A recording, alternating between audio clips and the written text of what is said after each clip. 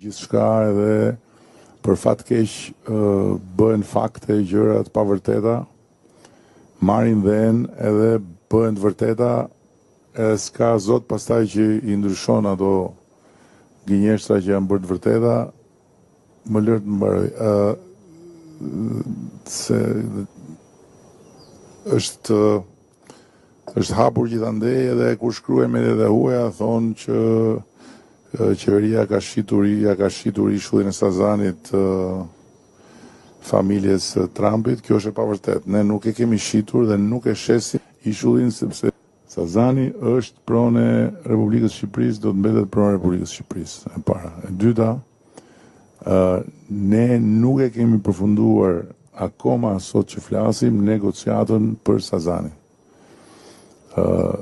Pse nuk e kemi përfunduar dhe çfarë po negociojmë ne, sepse Republika e Shqipërisë, Shteti shqiptar do jetë pjesë e kompanisë së përbashkët që do të investojë dhe do të administrojë ishullin. Kështu që edhe në këtë pikë, domosdoshmë si thua, shqiptarët janë të përfaqësuar nga shteti në këtë iniciativë. E treta, nuk bëhet fjalë për të mbyllur ishullin.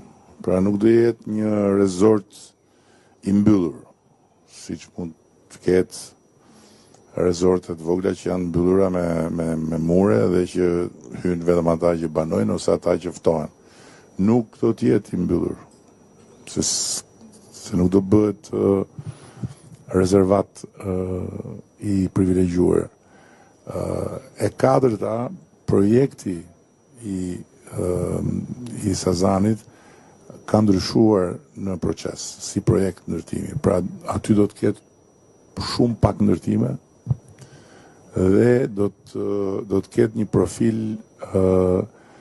kulturor, artistik të rëndësishëm.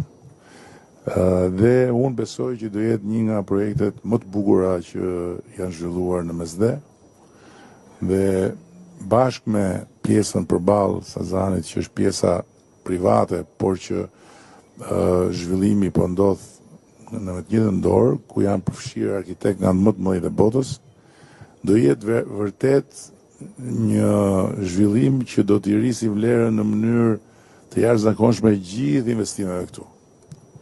Se ajo që ndodh, se ata që shikojnë ngushtë dhe që pastaj flasin që po e marrin të huajt e ku diun, nuk kanë se si ta kuptojnë se çfarë impakti ka një zhvillim i tillë, ose kanë zhvillime të tilla për gjithë pronën rreth rrotull. Pra do rritet vlera e pronës së gjithë vlonjatëve si fillim. Do rritet shumë vlera dhe çmimi i të gjitha investimet të reja që po bëhen. Pse? Sepse njerëzit që nuk do shkojnë dot atje, do kenë dëshirë të jenë afër. Edhe do kenë dëshirë të bëhen pjesë e gjës.